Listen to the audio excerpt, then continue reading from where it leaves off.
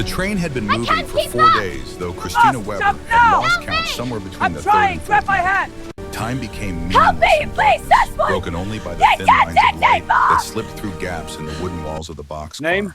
Anya, She was 23 Age and years old. occupation? 22. Before the I war, was she a had studied seamstress. music Step in back. Stuttgart, played piano at recitals, dreamed of teaching children to love Beethoven and Brahms the way she did.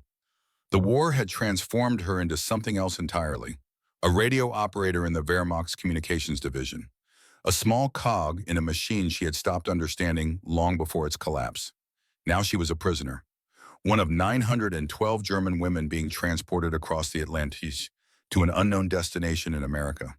They had been loaded onto a ship in Le Havre 6 weeks ago, kept below decks in conditions that made the boxcar feel almost spacious by comparison. The crossing had been rough. Many women had been sick. Some had died. Those who remained were packed into boxcars that moved through the American countryside without stopping. No one told them where they were going. No one explained what would happen when they arrived. The silence was its own form of torture. Christina sat with her knees drawn to her chest, her back against the wooden wall. Around her, other women dozed or whispered prayers or simply stared into the darkness with the hollowed-out expression of people who had given up expecting anything good. Beside her sat Anna Schmidt, a former nurse from Munich, who had tended wounded soldiers until the final days of the Reich. Anna was 42, old enough to remember the previous war, wise enough to understand what being a prisoner might mean. "Do you think they will separate us?" Anna asked quietly. Her voice was hoarse from days without adequate water. "I do not know," Christina replied. She had stopped making predictions. Every assumption she had made in the past year had proven wrong. "My sister was in Berlin when it fell," Anna continued. "The things she wrote about the Russians, what they did to women." She paused, her breathing shallow. "At least the Americans are not Russians." At least, Christina agreed, though she was not sure it mattered. She had heard stories about American prisoners of war camps, stories about men left to starve in open fields, stories about casual cruelty and systematic degradation. Why would women be treated any better? The propaganda had been explicit. Americans were barbarians dressed in civilized clothing. They would pretend at decency while planning atrocities. They could not be trusted. They would take revenge for every German bomb that fell on London, every Allied soldier killed in France, every perceived insult to their soft and self-righteous sensibilities. Christina had not entirely believed the propaganda. She had spent too many years watching official lies being passed off as truth, but she had believed enough. Believed that crossing the ocean meant crossing into a place where old rules no longer applied, where German women would be lucky if they survived at all. The train began to slow. The change in rhythm brought immediate tension to the boxcar. Women who had been sleeping sat up. Conversations stopped. Everyone listened to the squeal of brakes and the hiss of steam as the train came to a complete stop. For a long moment, nothing happened. Then voices outside, American voices speaking English too quickly for Christina to follow. She had learned some English in school before the war, but not enough. Not nearly enough. The boxcar door slid open with a sound like metal tearing. Daylight flooded in painfully bright after days of darkness. Christina shielded her eyes and tried to make sense of the shapes moving outside. Soldiers. American soldiers in olive drab uniforms. They stood in a line watching as the women began to climb down from the boxcar. Their faces were expressionless. Not cruel, not kind, just blank. Behind them, Christina could see the camp. Her breath caught in her throat. Wire. So much wire. Chain link fencing topped with barbed wire stretched in every direction, creating rectangles and corridors and what looked like holding pens. Guard towers rose at intervals, their platforms occupied by soldiers with rifles. And the cages, rows and rows of small wire enclosures, each barely large enough to hold a person standing upright. Some were empty, others already contained prisoners. German men, by the look of their torn uniforms, sitting with their backs against the wire and their eyes fixed on nothing. "Mein Gott," Anna whispered beside her, "they are going to cage us like animals." Christina wanted to disagree, wanted to say that surely this was just temporary processing, that real housing must exist somewhere beyond the wire. But the words stuck in her throat because she could see no other buildings, just wire and mud and guard towers stretching across a flat gray field. An American sergeant was shouting orders in English. A translator, a German-American woman with tired eyes, repeated them in German. You will form lines of 20. You will be processed through intake. You will follow all instructions immediately. Failure to comply will result in disciplinary action. The words were clinical. They offered no information about what came after processing, no hint of what disciplinary action might mean. Christina found herself in the third group of 20. They were marched across the muddy field toward the rows of wire enclosures. Her boots sank into the soft ground with each step. Rain had fallen recently and heavily. The camp was a swamp of red-brown mud that clung to everything it touched. The gates of 5 small wire cages stood open. 4 women were directed into each cage. Christina ended up in the second cage with Anna and 2 younger women she did not know. One was barely 18, blonde and hollow-eyed. The other was perhaps 25, dark-haired and defiant in the set of her jaw. The gate closed behind them with a metallic click. The lock engaged. Christina stood in the center of the cage and looked up at the sky. Gray clouds moved slowly overhead. The cage had no roof, no shelter from rain or sun or cold. Just open wire on all sides and mud beneath their feet. This was it then. This was what they had been brought across an ocean to experience.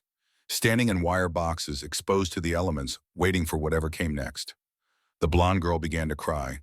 Quiet, broken sobs that she tried to muffle with her hand. The dark-haired woman put an arm around her shoulders but said nothing. What was there to say? Anna stood beside Christina, her face carefully blank. It could be worse, she said finally. Christina almost laughed. How? They could have shot us. It was true, they could have, they still might. Nothing about the situation that suggested they had value as prisoners. The cages communicated a clear message. You are not human. You are things to be contained until we decide what to do with you. An hour passed, then 2. The women stood because sitting meant sitting in mud. Some leaned against the wire for support. Others paced the tiny space 3 steps in any direction before hitting another wall. The blonde girl cried herself into exhausted silence. The dark-haired woman stood with arms crossed, glaring at the guards who walked past. Christina counted the cages she could see. 40 at least, probably more beyond her sightline. That meant at least 160 women standing in wire boxes waiting for what none of them knew. The rain started again in the afternoon, light at first, then heavier. Within minutes, Christina was soaked through. The cold seeped into her bones. Her teeth began to chatter despite her efforts to stay still.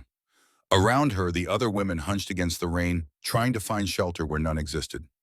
This is how we die, Christina thought. Not from bullets or bombs, but from exposure and neglect. They will leave us here until pneumonia takes us one by one, and then they will dig mass graves and forget we existed. But then something unexpected happened. A truck rolled up to the line of cages. American soldiers climbed out carrying large metal containers. They moved methodically down the row, stopping at each cage. At the first cage, a soldier unlocked the gate and placed a container just inside. Then he relocked it and moved on. When he reached Christina's cage, she saw what the container held. Blankets, olive drab wool blankets folded and stacked. The soldier did not speak, did not make eye contact, just placed the container inside the cage, locked the gate, and continued to the next one. The 4 women stared at the blankets as if they might explode. Finally, Anna stepped forward and picked one up. She unfolded it carefully, checking for anything hidden or dangerous. It was just a blanket, standard military issue, scratchy wool, but thick and dry. Take them, Anna said, before they changed their minds. Each woman wrapped herself in a blanket. Christina pulled hers tight around her shoulders, feeling the immediate relief as the wool blocked the wind and began to trap what little body heat she still had. It was not warm, but it was warmer. It was something. The dark-haired woman spoke for the first time. Why would they give us blankets? No one had an answer. An hour later, the same truck returned. This time it carried water. Large metal containers like milk cans along with tin cups. A soldier placed 1 container and 4 cups in each cage. He demonstrated through gestures drink. Then he was gone. Christina stared at the water. It looked clean, but she had no way to know for certain. Could be poisoned, could be contaminated with something that would take days to kill him. She looked at Anna, who was examining the water with the clinical eye of someone with medical training. It looks clean, Anna said. Clear, no smell. But we cannot know. No, we cannot know. Anna picked up a cup, filled it, and drank. She waited a moment, then shrugged. If they wanted us dead, there are easier ways. This is just water. Christina drank. The water was cold and tasteless and wonderful. She had not realized how thirsty she was until the liquid hit her throat. She drank 2 full cups before forcing herself to stop, leaving some for the others. As evening approached, the rain stopped. The clouds broke apart, revealing patches of darkening sky. The temperature dropped further. Christina pulled her blanket tighter and tried to understand what was happening. They had been given blankets, given water, not beaten, not starved, not shot. It contradicted everything she had been told to expect. But she could not allow herself to feel relief. This could still be a game, a form of psychological torture. Make them think safety was possible, then snatch it away. She would not trust it. Not yet. Not until she understood what these Americans wanted from them. As darkness fell, lights came on around the camp. Bright floodlights mounted on the guard towers, illuminating the wire and the mud and the rows of cages.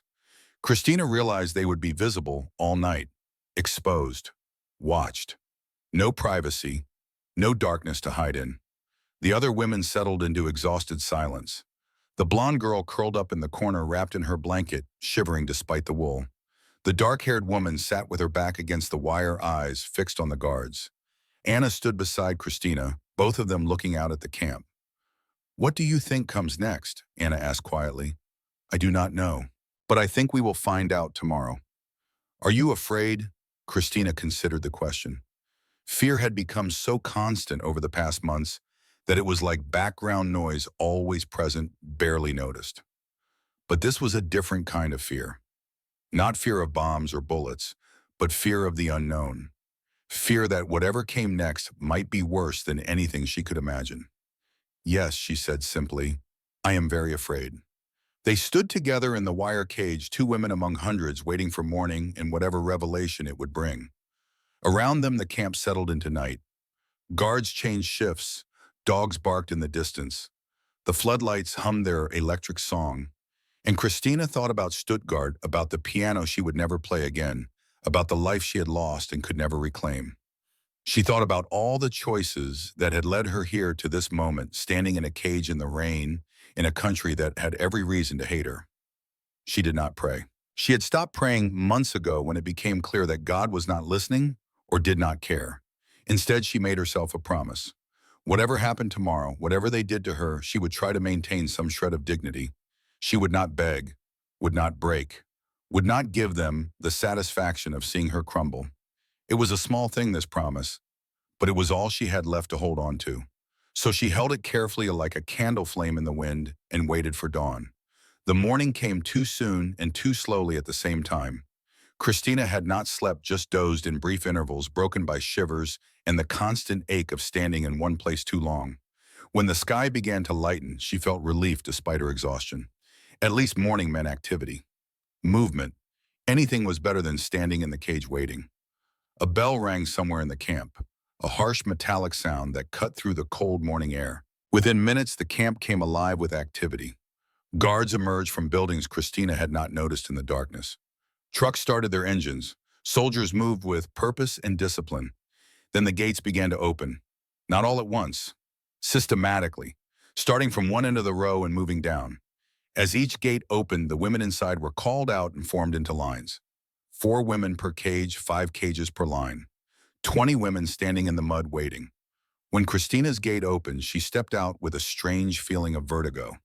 She had been in the cage for less than 24 hours, but something about being enclosed had made the world shrink. Now standing in the open, she felt exposed and vulnerable in a different way. An American corporal stood at the head of their line. He looked young, maybe 22, with a face that suggested Midwestern farmland and Sunday church services. When he spoke, his voice was matter-of-fact. "Follow me, single file, no talking." The translator repeated it in German. The women obeyed.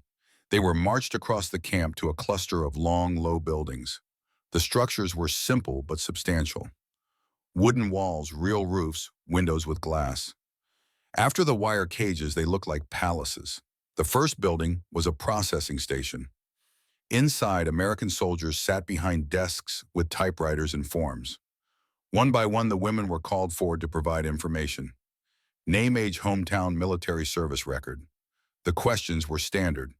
The atmosphere was almost bureaucratic. When it was Christina's turn, she stood before a desk occupied by a female sergeant with red hair and freckles. The woman looked tired, but not unkind. She asked questions through the translator and typed Christina's answers without comment. At the end, she handed Christina a slip of paper with a number on it. This is your identification number. Do not lose it. You will need it for everything. Christina took the paper. Prisoner 3847. That was who she was now. Not Christina Weber, music student from Stuttgart. Just a number in a system designed to process and contain her. The next building was medical. Tables lined the walls, each station equipped with basic examination tools. More female soldiers, these wearing white armbands with red crosses. Nurses. Christina was directed to a station where a nurse checked her temperature, pulse, and breathing. She looked in Christina's eyes and throat, asked questions about recent illnesses or injuries. The examination was quick but thorough. The nurse made notes on a chart, then handed Christina a small white card. You are cleared for general population. Report any symptoms of illness immediately. The translator explained the card system. White meant healthy, yellow meant under observation, red meant quarantine. The color coding was efficient, impersonal, and strangely reassuring. At least someone cared about preventing disease outbreak. The third building was a shower facility. Christina stopped at the entrance, sudden terror flooding through her. She had heard the stories from the eastern camps, gas chambers disguised as showers. Jews and others told they were being cleaned, then murdered en masse. She had not believed the stories, at first thought they must be exaggerations. But photographs had emerged in the final days. Proof, undeniable proof. Would the Americans do the same? Was this their revenge? The translator must have seen the fear on the women's faces. She stepped forward, speaking quickly in German. This is only for bathing, real showers with water and soap, I promise you. The Americans take hygiene seriously. You will be clean and given fresh clothing. That is all. Nothing else. Anna pushed forward. How do we know you are telling the truth?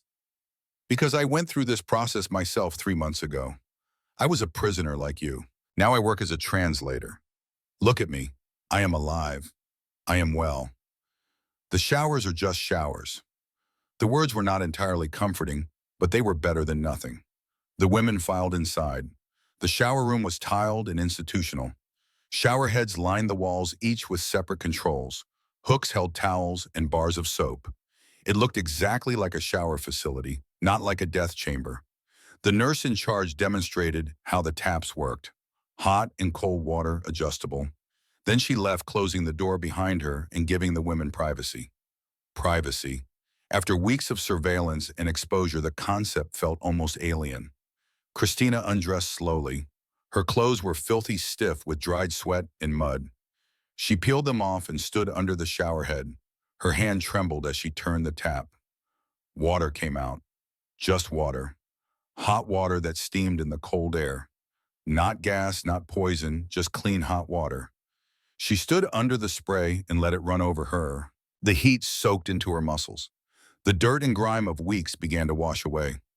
She reached for the soap and found it smelled faintly of lavender. Lavender, as if they were guests at a hotel rather than prisoners in a camp. Around her, the other women were doing the same. Some were crying, others were silent. All of them were experiencing the same cognitive dissonance between expectation and reality. They had expected death or brutality. They were getting hot showers and lavender soap. When they emerged, clean clothes waited for them. Simple cotton dresses in neutral colors, no longer military uniforms, but civilian clothing. Undergarments, socks, shoes that actually fit. It was not fashionable, but it was clean and whole and more than they had dared hope for. Christina dressed and looked at herself in the small mirror mounted on the wall. She looked different, thinner than before the war, with new lines around her eyes. But clean, human, a person rather than a thing. The final stop was the mess hall. The building was large enough to hold several hundred people. Long tables with benches filled the space. At one end, a serving line with soldiers standing behind steam trays filled with food. The smell hit Christina before she saw what was being served. Bread, fresh bread. She could smell yeast and warmth and that particular comfort that only fresh bread can provide. But there was more. Meat, vegetables, coffee. Real coffee, not the acorn substitute that had passed for coffee in Germany for the past 3 years. The line moved forward. Each woman was handed a tray and directed through the serving line. Soldiers ladled food onto plates. Thick slices of bread, stew with visible chunks of beef and potato and carrot, an apple, a cup of coffee. Christina carried her tray to a table in a daze. She sat down and stared at the food. This was more food than she had seen in a single meal in over a year. This was more food than her family back home was probably eating in a day. Anna sat beside her looking equally stunned. This cannot be real. Eat it before they realize their mistake, the dark-haired woman said, and she began to eat with single-minded intensity. Christina picked up her fork. The stew was hot and salty and rich. The bread was soft and still slightly warm. The apple was crisp and sweet. She ate slowly, trying to make it last, trying to understand how this could be happening. They were prisoners, enemies, representatives of a nation that had bombed these people's cities and killed their soldiers. They deserved nothing from America except detention until they could be sent home. But they were being fed, fed well, fed better than they had eaten in their own country during the war's final years. It made no sense. After the meal, they were taken to barracks, long wooden structures with rows of bunk beds. Each woman was assigned a bed with a mattress, sheets, blankets, and a pillow. There was a stove in the center of the room for heat. Windows let in natural light. It was basic accommodation, but it was accommodation. Real housing, not wire cages. The relief was overwhelming. Christina claimed a lower bunk near the stove. She sat on the mattress and felt it compress slightly under her weight. It was thin, but it was a mattress. She had slept on floors and in bomb shelters, and once in a ditch by the side of a road. A thin mattress in a heated barracks felt like luxury. The corporal who had led them here cleared his throat. Rest period for 1 hour, then work assignments. Follow all instructions. Stay within designated areas. Any attempt to escape will be dealt with severely. The threat was delivered flatly without emotion. It was the first genuinely harsh thing any American had said to them all day. After he left, the barracks erupted in whispered conversation. Women clustered in small groups trying to make sense of what had happened. Christina listened without participating. She did not have answers. She only had questions. Why were they being treated this way? What did the Americans want? When would the other shoe drop? Anna climbed onto the bunk above Christina's and leaned over the edge to look down at her. What are you thinking? That I do not understand any of this? Neither do I, but I am grateful for it. Christina looked up at her. You think it will last? I think we should take what we are given and not ask too many questions. Tomorrow may be different, but today we have food and shelter. That is enough. It should have been enough. But Christina could not shake the feeling that something was deeply wrong. Not wrong as in cruel, wrong as in incomprehensible. These Americans were supposed to hate them. The propaganda had been clear about that. Americans would see them as monsters, accomplices to atrocities deserving of punishment. But the Americans were feeding them, clothing them, housing them, treating them like human beings who mattered. Either the propaganda had been wrong about Americans, or the Americans were wrong about Germans. One of those propositions had to be false. And if one was false, what else might be? Christina lay back on her bunk and stared at the ceiling. Around her, women were settling into their first real rest in weeks. Some slept immediately, exhausted beyond caution. Others lay awake like Christina, processing and questioning and trying to understand. Outside, she could hear the sounds of the camp, soldiers calling to each other, trucks moving supplies, the normal rhythm of a military installation. Not the sounds of a place where prisoners were being tortured or starved, just the sounds of people going about their work. She closed her eyes and tried to imagine what came next. Work assignments, the corporal had said. They would be put to work. That made sense. Prisoners had value as laborers. But what kind of work, and would they be beaten if they failed to meet quotas? Would food be withheld as punishment? She did not know. She could only wait and see. The hour passed too quickly. Before Christina felt ready, the corporal returned and called them out for work assignments. They assembled outside the barracks in rough formations. 20 women here, 30 there groups based on where they would be working. Christina was assigned to the laundry detail along with Anna and 40 other women. They were marched to a large building filled with industrial washing machines and drying equipment. The noise was incredible. The heat was oppressive. But the work was straightforward. A sergeant demonstrated the process. Load dirty laundry into machines, add soap, set timer, remove when done, transfer to dryers, fold when dry, stack on shelves for distribution. Simple. Repetitive. Mindless. They worked for 4 hours. The sergeant checked on them periodically but did not hover. He corrected errors patiently rather than with shouting. At the end of the shift, he actually thanked them for their work. Thanked them. Prisoners being thanked by their captors for doing forced labor. As they walked back to the barracks, Anna spoke what Christina was thinking. This is not what I expected. No. They are treating us better than our own army treated us in the final months. Yes. Why? Because Christina had no answer. She only had the question, and it would haunt her long after she left this camp and returned to whatever remained of home. The days settled into a rhythm that Christina found more unsettling than comforting. Wake at 6 to the sound of the bell. Wash in communal facilities with hot water and real soap. Breakfast in the mess hall, always the same bewildering abundance. Work in the laundry from 8 until noon. Lunch, more work until 5. Dinner, free time until lights out at 2200 hours. It was structured, but not oppressive. The guards maintained discipline without brutality. The work was tedious, but not backbreaking.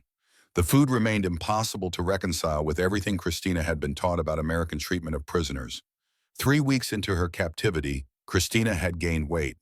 Not much, but enough that her dress no longer hung quite so loosely on her frame. Her hands, which had been cracked and bleeding from the journey, had healed. Her hair, washed regularly with proper shampoo, had regained some of its former luster. She looked healthier than she had in 2 years, and that fact haunted her more than starvation ever had. Anna noticed it too. One evening as they prepared for bed, she caught Christina examining her reflection in the small mirror by the washroom. You look almost human again, Anna observed not unkindly. That is the problem. How is that a problem? Christina turned to face her. My family is starving in Stuttgart. My mother, if she is even alive, probably weighs 30 kilos less than when I last saw her. And I am gaining weight as a prisoner of war, eating better than I ate at home. How is that not a problem? Anna sat down on her bunk. It is a problem, but not the one you think. What do you mean? The problem is not that they feed us. The problem is that we expected them not to. The problem is that everything we were told was a lie. Christina sat beside her, and around them, other women were settling into their evening routines. Some wrote letters that might never be sent. Others mended clothes or read books from the small camp library. A few played cards using a deck provided by one of the guards. It looked almost normal, almost peaceful, and that was the most disturbing part of all. I keep thinking about something, Christina said quietly. In the last weeks before surrender, I was stationed at a command post outside Berlin. We could hear the Russian artillery getting closer every day. And one of the officers, a major who had been on the Eastern Front, he told us what to do if the Americans did not reach us first. She paused, remembering. He said if the Russians came, we should save the last bullet for ourselves. He was very specific about it. He said the Russians would do things to us that would make death seem like mercy. And we all believed him. Some of the women carried cyanide capsules just in case. And now, Anna prompted, now I wonder if that major believed what he was saying, or if he was just repeating propaganda he had been fed. If he really thought the Russians were monsters, or if he needed us to believe it so we would keep fighting. Does it matter? Yes. Christina's voice was fierce. It matters because if the propaganda about Americans was wrong, then what else was wrong? What else did we believe that was not true? The question hung between them like smoke. Anna was quiet for a long moment. When she spoke, her voice was heavy. I worked in a military hospital for 3 years. I saw things, heard things. Soldiers would talk when they were delirious with fever or dying from their wounds. They would say things about what they saw in Poland, in Russia, in places I had never heard of. She looked down at her hands. I told myself they were confused, that pain and morphine made them tell stories that could not be real. Because if those stories were real, then We were serving something monstrous, and I could not accept that. What kind of stories? Christina asked, though part of her did not want to know.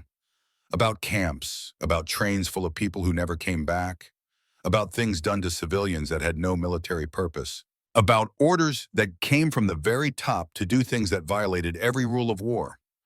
Anna's hands were shaking now. I did not want to believe them, so I did not. I told myself the soldiers were mistaken or lying or insane, because believing them would mean I was part of it. Even if I never pulled a trigger or gave an order, I was part of the machine that made those things possible. Christina felt something cold settle in her stomach. She had heard similar whispers during the war. Rumors about the Jews who had disappeared from Berlin and Hamburg and Vienna. Questions about where they had gone that were met with sharp looks and warnings not to ask such questions. She had not asked, had not pushed, had told herself it was not her concern. Now sitting in an American prison camp being fed and housed and treated with more dignity than she had shown her own curiosity about uncomfortable truths, she wondered what her willful ignorance had cost. The answer came 2 days later. The announcement was made at dinner. All prisoners were required to attend a special assembly the following evening. Attendance was mandatory. The topic was not specified, but the seriousness in the commander's voice made it clear this was not optional. The assembly was held in the largest building in the camp, a warehouse that had been converted into an auditorium. Rows of chairs faced a raised platform with a projection screen. Guards stood along the walls, but their presence felt different this time. Not threatening, but somber, as if they too were dreading what was about to happen. Christina sat in the middle section with Anna on one side and the dark-haired woman whose name she had learned was Greta on the other. Around them, 900 German women waited in tense silence. An American colonel took the stage. He was older than most of the soldiers, perhaps 50, with gray hair and a face that had seen things that left permanent marks. When he spoke, his voice was flat and carefully controlled. What you are about to see is real. These are photographs and films taken by Allied soldiers when they liberated concentration camps in Germany and Poland. The content is graphic and disturbing, but it is necessary that you see it, that you understand what was done in your name. The translator repeated his words in German. A ripple of unease moved through the assembled women. The lights dimmed, the projector clicked on. The first image appeared on the screen. Christina's brain could not process what she was seeing at first. It looked like a pile of wood logs stacked haphazardly.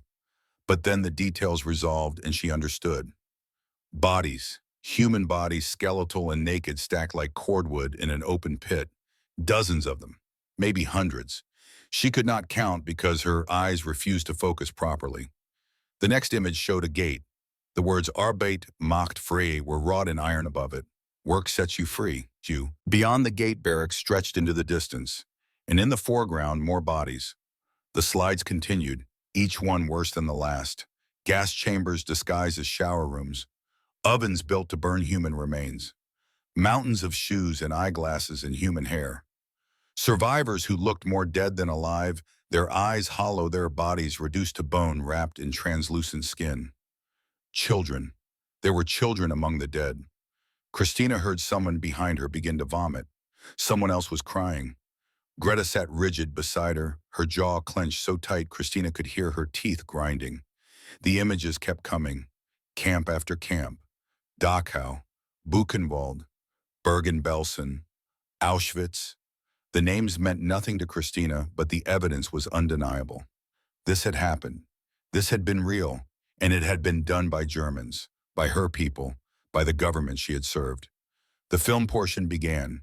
Shaky footage shot by soldiers with cameras documenting what they had found. American soldiers with handkerchiefs over their faces trying not to breathe the smell of death. British soldiers forcing local German civilians to walk through the camps to see what had been done in their backyard. The Germans in the footage looked shocked, horrified. They claimed not to have known, but the soldiers did not believe them. You could see it in their faces, the contempt, the disgust. Christina understood that contempt now. She felt it directed at herself. How had she not known? How had she worked for the Wehrmacht, typed their orders, filed their reports, and never questioned where the Jewish families from her neighborhood had gone?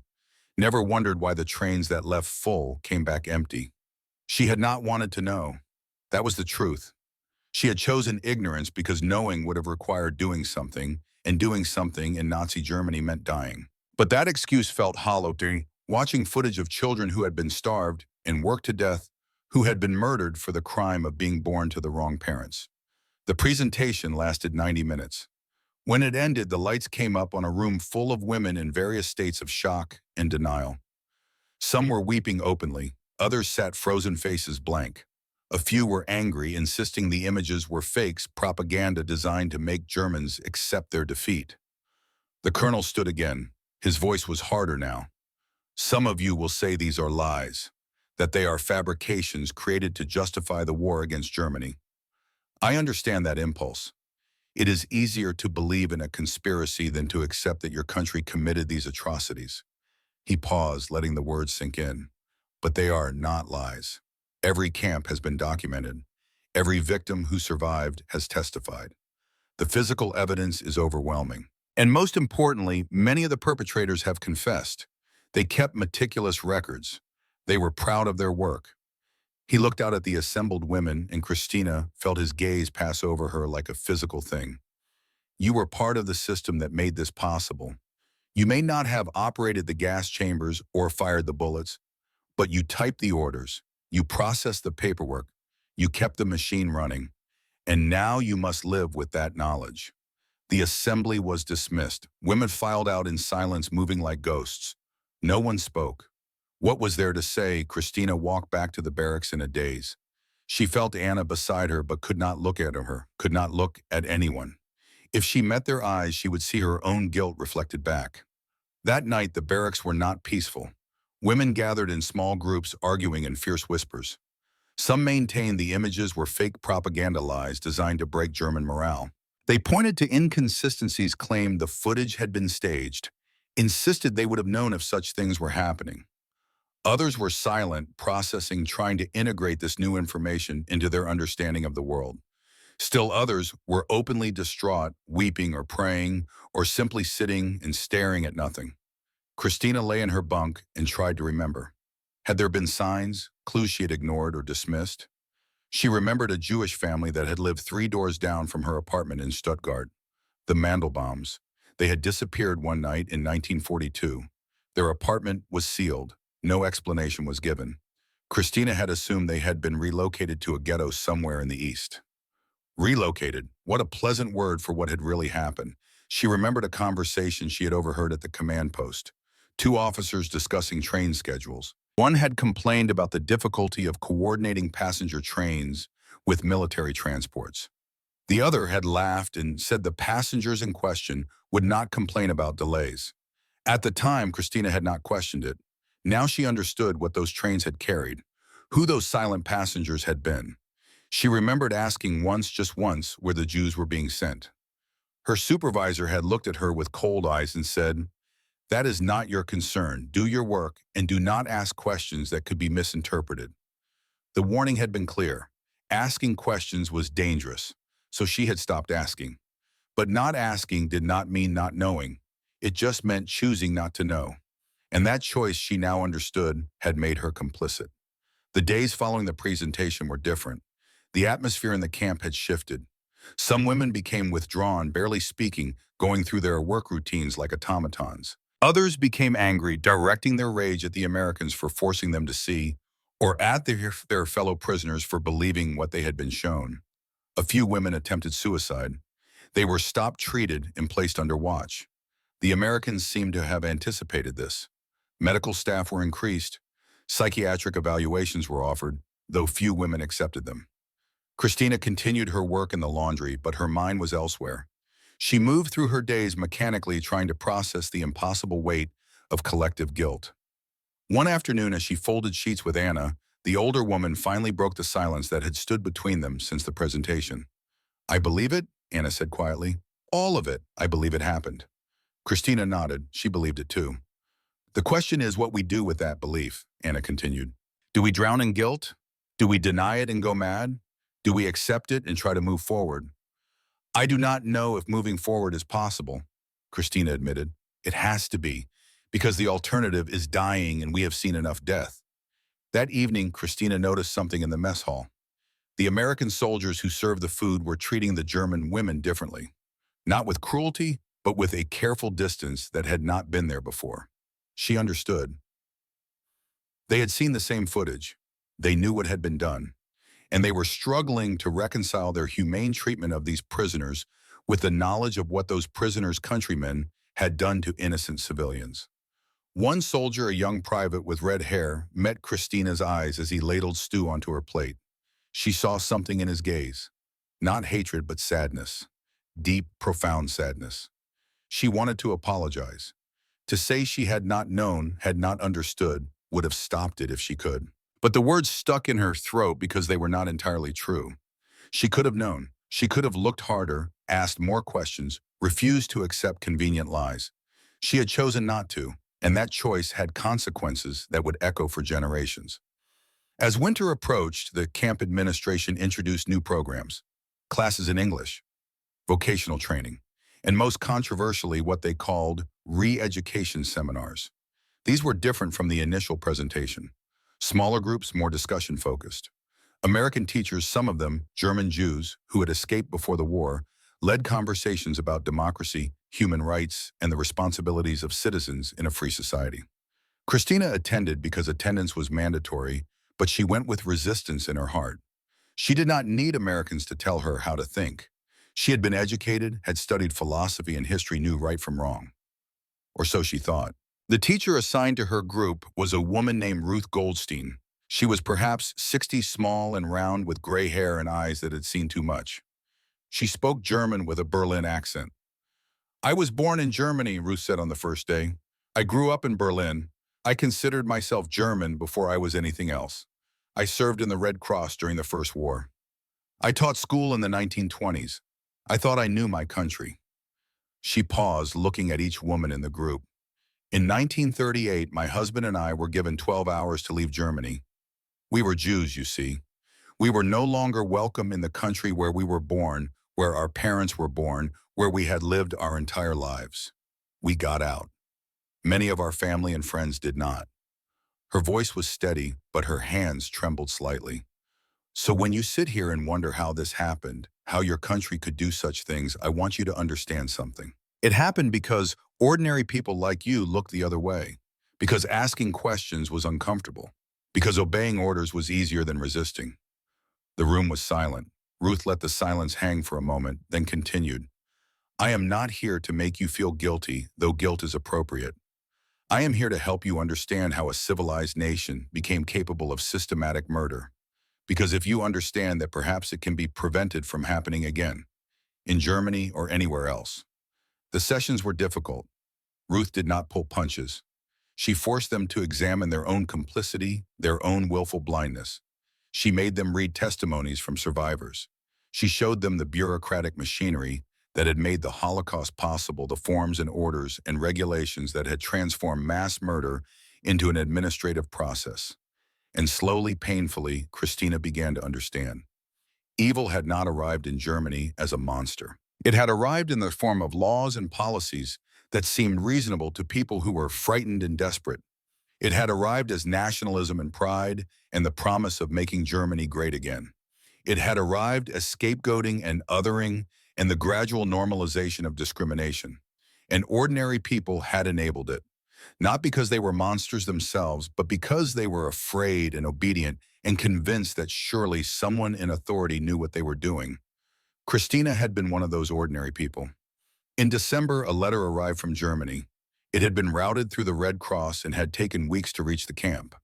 Christina recognized her mother's handwriting on the envelope.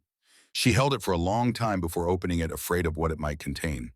Finally, she forced herself to read. "My dearest Christina," the letter began. "I do not know if this will reach you. I do not even know for certain where you are. But the Red Cross said they would try to forward it, so I write in hope. Stuttgart is gone. Not completely, but enough that you would not recognize it. Our building is rubble. I live now in a shelter with 50 other people. Food is scarce. Coal for heating is scarcer. Many have died this winter. But I am alive and your brothers are alive, and that is more than many can say. I think of you every day. I pray you are safe wherever you are. I pray you will come home when you can. But I also pray you will forgive us for what we allowed to happen, for what was done in our name while we looked away. I saw the camps when the Americans made us walk through. They forced all the civilians in the area to see what had been done just miles from our homes. I cannot unsee it. I cannot unknow it. I failed as a citizen. I failed as a human being. I can only hope that you were wiser than I was, that you asked questions I was too afraid to ask. Come home when you can. We need people who will help rebuild Germany into something better than what it was. Your loving mother. Christina read the letter 3 times, tears streaming down her face. Her mother's admission of guilt, her acknowledgement of collective failure, made Christina's own guilt feel less isolating. They had all failed. An entire nation had failed. But her mother's words also contained something else. Hope. Not for easy forgiveness or convenient forgetting, but for the possibility of building something better from the ruins. That night, Christina requested a meeting with Ruth Goldstein. The teacher agreed to see her after classes. They met in a small office, just the two of them. Christina sat across from Ruth and tried to find words adequate to what she needed to say. I am sorry, she began, then stopped. No, that is not enough. I am horrified by what was done. I am ashamed that I did not see it, did not stop, it did not try harder to understand. And I do not know how to live with that knowledge. Ruth studied her for a moment. You live with it by accepting it, not excusing it, not minimizing it, but accepting that it is part of your history and using that knowledge to do better. How, Christina's voice broke, how do I do better when I am complicit in the worst crime in human history? You tell the truth, Ruth said simply. When you go home, when people try to deny or minimize what happened, you tell the truth. You bear witness. You refuse to let it be forgotten or explained away. And you teach the next generation to ask questions, to resist authority when authority demands evil, to value human dignity above obedience. Will that be enough? No, nothing will ever be enough. The dead cannot be brought back. The suffering cannot be undone. But truth and memory are all we have to prevent it from happening again. Christina left the meeting with no less guilt, but with something else. Purpose. The beginning of understanding what she could do with the rest of her life. As winter deepened, small acts of humanity continued to confuse and challenge Christina's understanding. A guard named Corporal Miller, who worked near the laundry, brought extra coal when the building's heating failed. He did not make a show of it, just quietly added the coal to the stove and walked away. When Christina thanked him, he looked uncomfortable. My grandmother was from Hamburg, he said. Left in 1889. Could have been her family in one of those camps if she'd stayed. Could have been her on that train. He paused. Could have been my family doing the killing if we'd been born there instead of Iowa. Makes you think. Another soldier, Sergeant Rodriguez, organized a Christmas celebration in the mess hall. It was modest, just some decorations and carols, but the gesture mattered. These Americans, who had every reason to hate their prisoners, were trying to maintain their humanity while forcing the Germans to confront theirs. Christina understood the strategy now. The kindness was not weakness or naivete. It was deliberate. The Americans were showing them that even enemies deserve basic dignity, that humane treatment was not conditional on agreement or absolution. It was a lesson delivered not through lectures, but through lived example. And it was far more effective than cruelty would have been.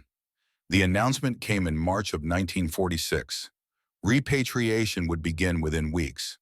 The women would be processed, documented, and returned to Germany in groups based on their home regions. The war had been over for nearly a year. Now they could finally go home. The response was not what Christina expected. Some women wept with relief.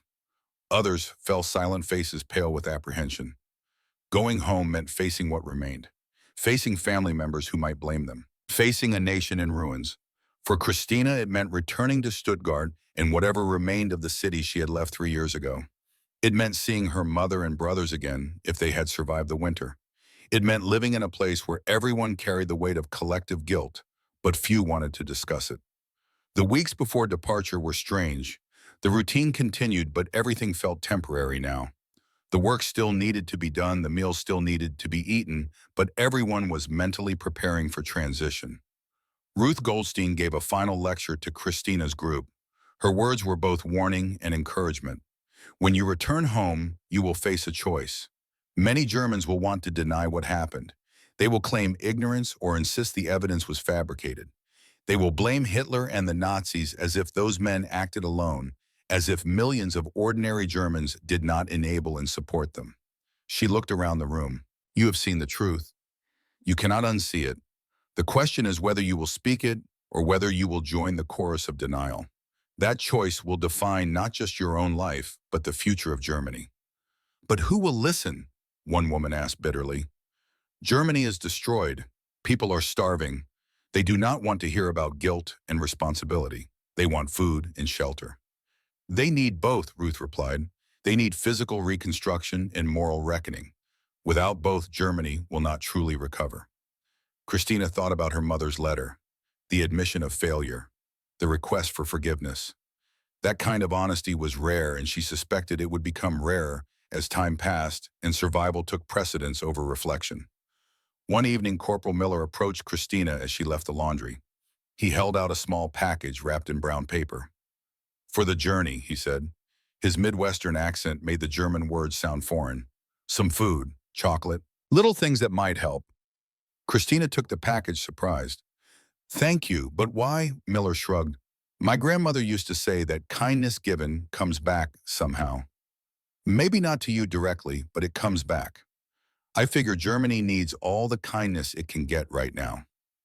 He paused, then added, I saw what happened there, in the camps. I saw what your country did, but I also see you, just a person trying to survive. Seems like those two things should be able to exist together. Can they? Christina asked. Can I be a person worthy of kindness and also part of a nation guilty of atrocities? I don't know, Miller admitted, but I think we have to try to hold both truths. Otherwise, we just cycle back to seeing people as all good or all evil. And that's what started this whole mess in the first place. The day of departure arrived too quickly and not quickly enough. Christina packed her few belongings into a small bag provided by the camp. Clean clothes, a bar of soap, some chocolate Miller had given her, the notebook where she had been recording her thoughts and experiences. She had filled that notebook with observations and questions, descriptions of the wire cages and hot showers, reflections on the cognitive dissonance of being fed by her captors, the horror of the concentration camp footage, Ruth's lessons about complicity and denial. She did not know what she would do with these notes. Perhaps nothing. Perhaps they would be discovered decades later by grandchildren trying to understand what their grandmother had lived through. But she felt compelled to record it, to create a document that could not be denied or minimized. The women gathered in the main yard for the last time. They were divided into groups based on destination. Christina was in the Stuttgart group, 47 women who had traveled together. Before boarding the trucks that would take them to the ship, the camp commander addressed them. He was the same colonel who had shown them the concentration camp footage. His face was still stern, but something had softened in the months since that night. You came here as enemies, he said through the translator. You leave as witnesses. What you have seen here, how you were treated, the truth is you were shown about your own country's crimes, these things are your responsibility now. He paused, looking at the assembled women. Some of you will deny, some will minimize. Some will try to forget. But some of you, I hope, will remember, will testify, will refuse to let Germany slip back into the comfortable lies that made the Holocaust possible. His gaze swept across them.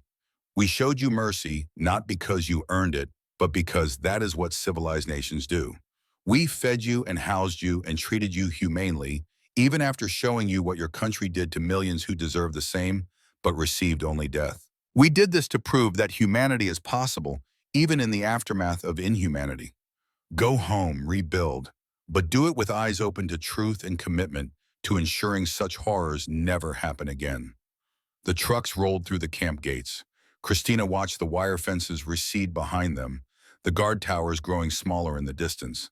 6 months ago, she had arrived at those gates expecting death or torture. She was leaving healthier than she had arrived, with knowledge she had not wanted but needed. The journey back across the Atlantic took 3 weeks. The conditions were better than the journey over. Real bunks instead of loose cargo hold space. Regular meals, access to the deck for fresh air. The women were no longer enemy combatants but repatriated civilians. Christina spent most of the voyage on deck watching the ocean and thinking about what awaited. Anna often joined her. They had become close during their captivity, bound by shared experience and the weight of knowledge they both carried. "Are you afraid?" Anna asked one day as they watched dolphins race alongside the ship. "Yes." "Of what?" Christina considered. "Of not being believed. Of telling people what we saw, what we learned, and having them dismiss it as American propaganda. Of watching Germany rebuild its infrastructure, but not its soul." "We cannot control how others respond," Anna said. "Only how we ourselves choose to live with the truth." Is that enough? It has to be. The ship docked in Hamburg on a gray April morning. The city was worse than Christina had imagined. Entire neighborhoods reduced to rubble. Buildings standing like hollow teeth, their windows empty, their walls charred. People moved through the streets like ghosts, thin and haunted, dressed in rags, carrying what little they owned. This was Germany now. This was what remained of the Reich that had promised 1,000 years of glory.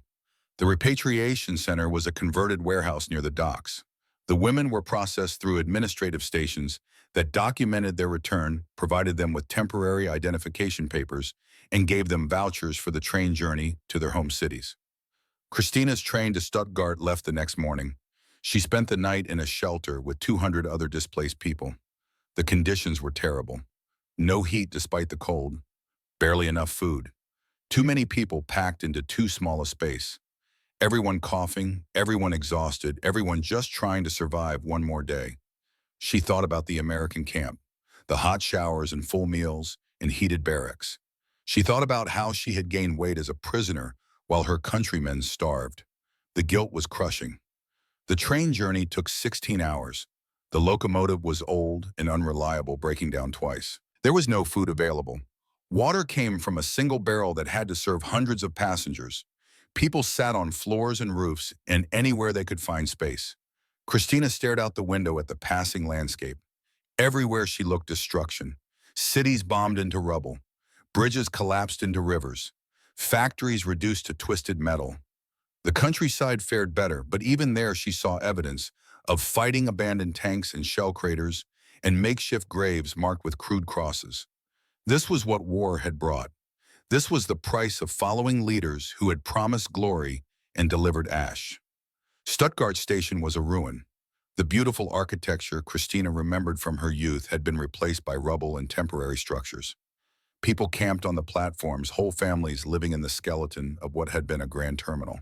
She asked for directions to the shelter where her mother was staying.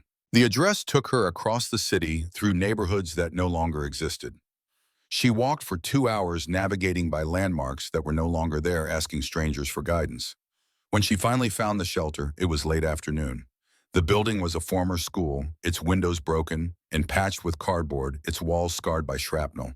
A hand-painted sign identified it as Housing Center 7. Inside, narrow hallways led to classrooms converted into dormitories. 50 people or more per room, sleeping on floors or cots or piles of blankets. The smell of unwashed bodies and despair was overwhelming.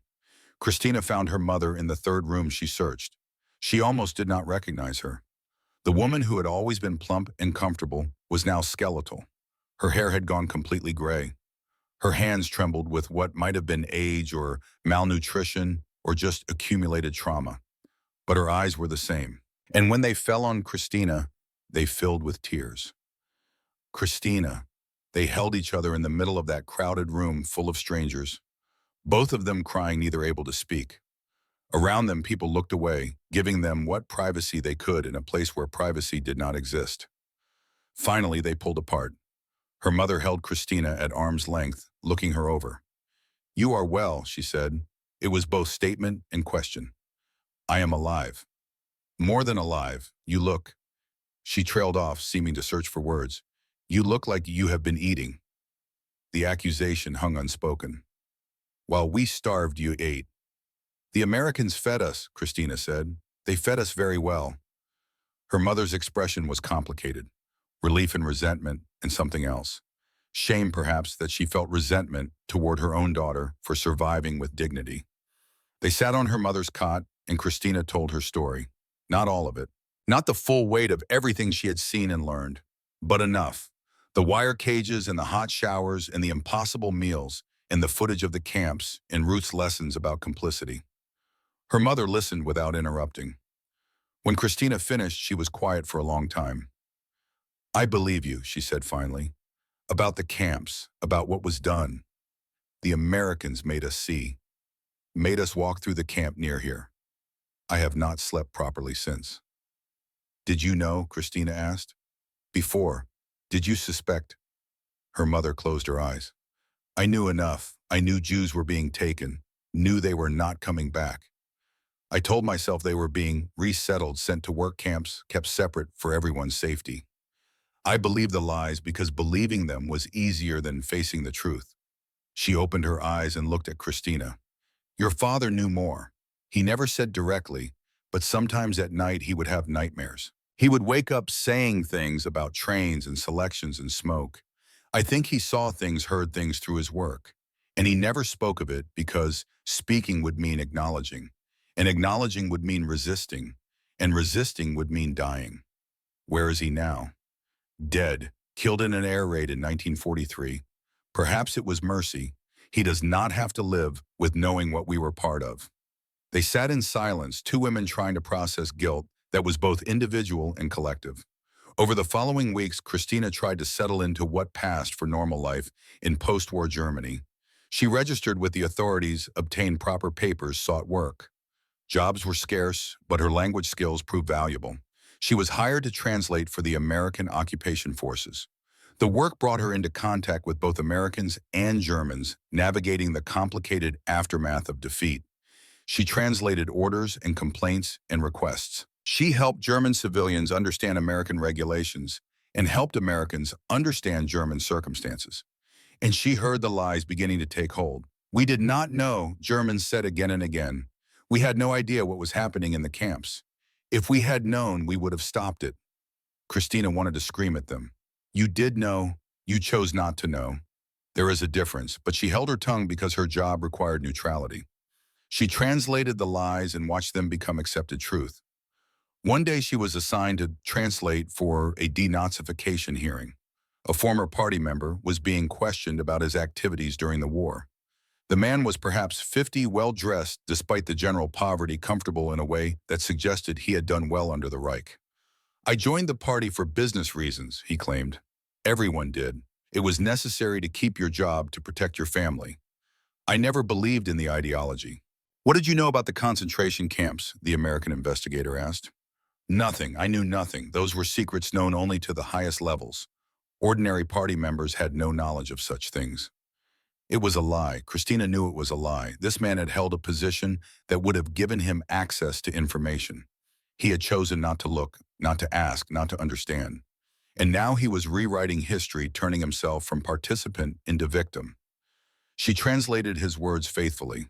That was her job. But something hardened inside her. That evening, she pulled out her notebook. She began to write not just observations, but a full account. Everything she had experienced. Everything she had learned. A testimony that could not be denied or explained away. She wrote about the wire cages and the fear that had consumed her. She wrote about the hot showers that proved the propaganda wrong. She wrote about Corporal Miller's kindness and Ruth's lessons and the footage of the camps that had shattered her willful ignorance. She wrote about returning home to a nation drowning in denial, about the lies that were being accepted because accepting them was easier than facing the truth. And she wrote about the responsibility she now carried. To remember, to testify when it refused to let comfortable lies replace uncomfortable truth. The writing took weeks. She worked on it every evening after her translation shifts, filling page after page with careful German script. When she finished, she had a document nearly 200 pages long. She did not know what to do with it. Publishing was impossible. No German publisher would touch something this honest. The Allies might be interested, but she did not want it used as propaganda. This was not about condemning Germany. It was about understanding how ordinary people became complicit in extraordinary evil. In the end, she simply kept it, a private testimony, a document that might matter someday to someone. Months became years. Germany began to rebuild. The Marshall Plan brought American aid that helped stabilize the economy. New leaders emerged, some genuinely committed to democracy, others simply rebranding themselves for a changed world. Christina married in 1949. Her husband Friedrich was a teacher who had spent the war teaching in a small village far from the centers of power. He had not known about the camps either, but he believed her when she told him. He did not make excuses or claim impossible ignorance. They had children, two daughters born in 1950 and 1952. Christina was determined to raise them differently, to teach them to question authority, to value truth over convenience, to understand that obedience without morality was not a virtue. As her daughters grew, she told them stories. Not the sanitized versions many German parents told, but the truth. She told them about the camps, about the complicity, about her own failure to ask questions when questions were desperately needed. "Why are you telling us this?" her older daughter asked once. She was perhaps 12, old enough to understand, but young enough to be uncomfortable with such heavy knowledge. "Because forgetting is easy," Christina replied. "Forgetting is comfortable, but forgetting means it can happen again. And I will not let that happen, not while I am alive to prevent it." In 1960, Adolf Eichmann was captured in Argentina and brought to Israel for trial. The proceedings were televised and Christina watched every moment. She saw survivors testify about the bureaucratic machinery of death. She saw documents that proved how systematic the Holocaust had been. She saw Eichmann, this ordinary-looking man in a glass booth, claiming he was just following orders. The trial forced Germany to confront its past in ways it had avoided for 15 years. The comfortable myths were challenged, the convenient lies were exposed, and Christina felt something like vindication. But vindication did not erase guilt. It only confirmed that the guilt had been justified. In 1965, 20 years after her repatriation, Christina received a letter from America. It was from Ruth Goldstein, the teacher who had led her re-education classes in the camp. "Dear Christina," the letter read, "I hope this finds you well. I have thought of you often over the years and wondered what became of the young woman who listened so carefully to my lectures. I am writing to ask if you would be willing to share your story. I am compiling testimonies from women who were held in American camps after the war, not for publication, but for an archive, a record that might help future historians understand this period. Your perspective would be valuable, not as a perpetrator, but as someone who was complicit through ignorance, as someone who learned the truth and chose to accept it rather than deny it. If you are willing, I would be honored to include your testimony." Christina read the letter 3 times. Then she pulled out the notebook she had filled 20 years earlier. She had not looked at it in years, but it was still there, preserved carefully in a drawer. She wrote back to Ruth. Yes, she would share her story, not because she wanted recognition or absolution, but because testimony mattered, because the more voices that spoke truth, the harder it would be for future generations to deny. She typed up her notebooks, translating them into English with Friedrich's help. The process took months. Reading her own words from 2 decades earlier was painful. She had been so young, so confused, so desperate to understand how kindness from the enemy could be real. Now she understood. The Americans had shown mercy not to excuse German crimes, but to demonstrate that humanity was possible, even in the face of inhumanity. They had fed and housed and treated their prisoners with dignity because that was what their values demanded, regardless of what German values had produced. It was a lesson delivered through lived example rather than lectures. And it had been far more effective than cruelty would have been. She sent her testimony to Ruth in 1966. The response came quickly. "Thank you," Ruth wrote. "Your account is exactly what I hoped for. Honest, unflinching.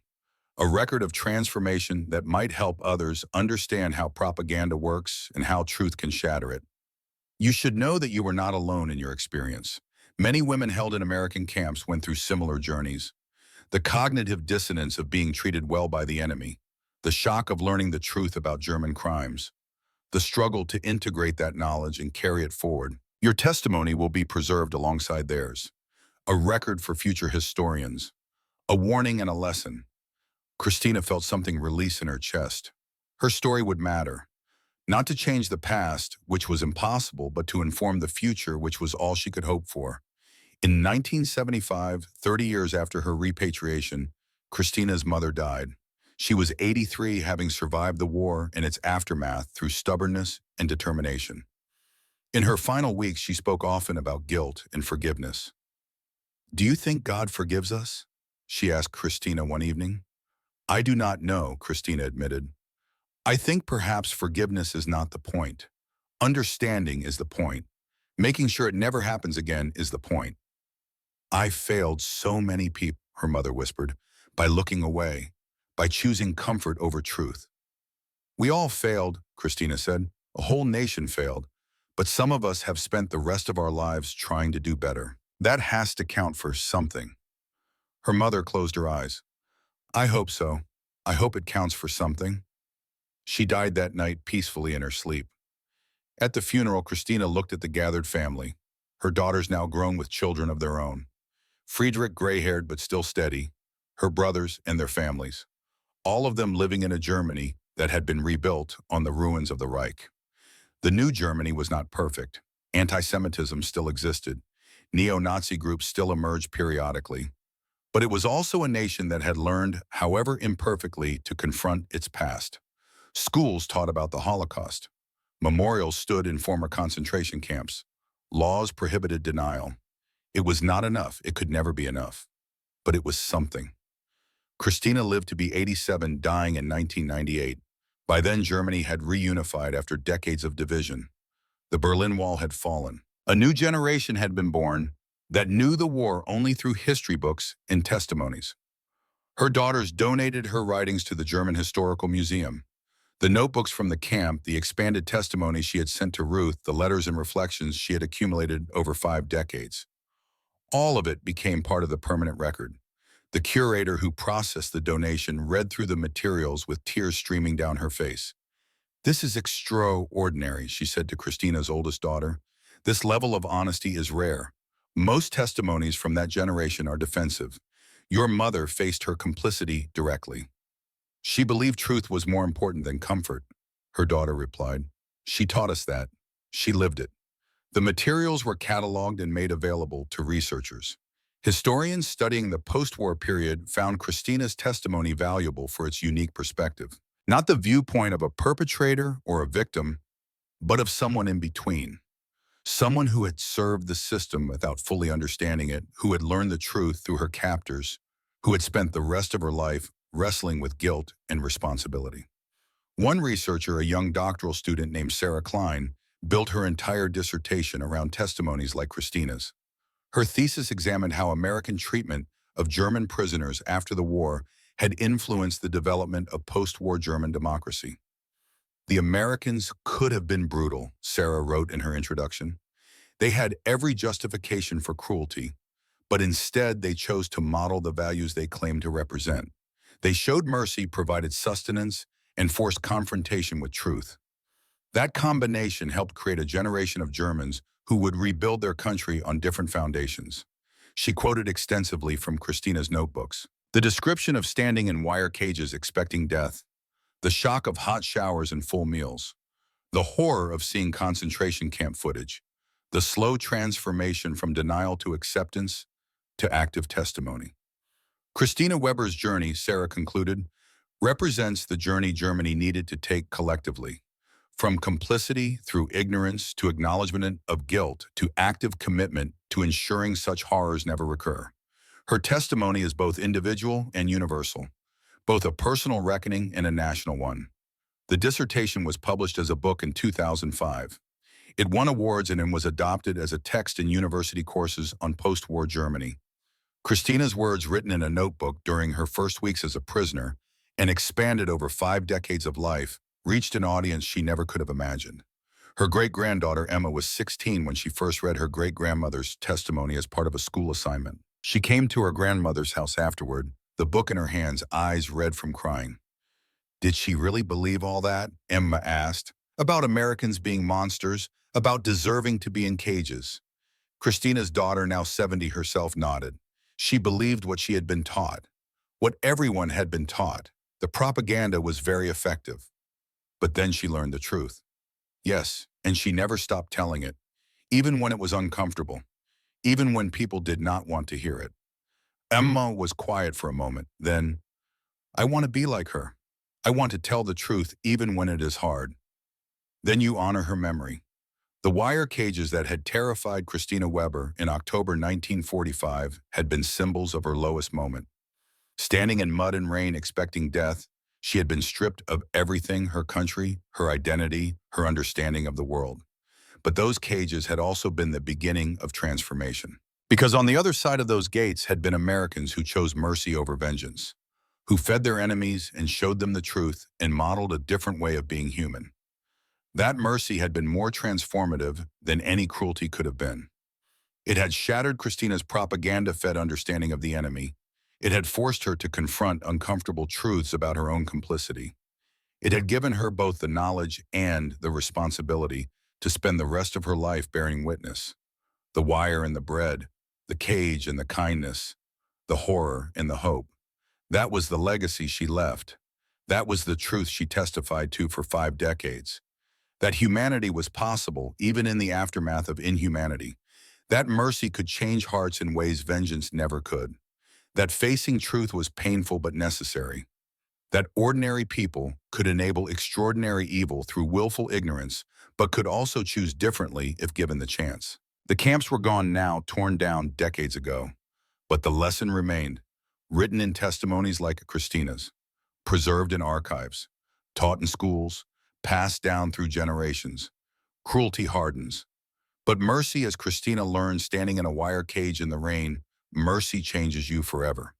And that change, painful and necessary and profound, was the only path forward from the ashes of war.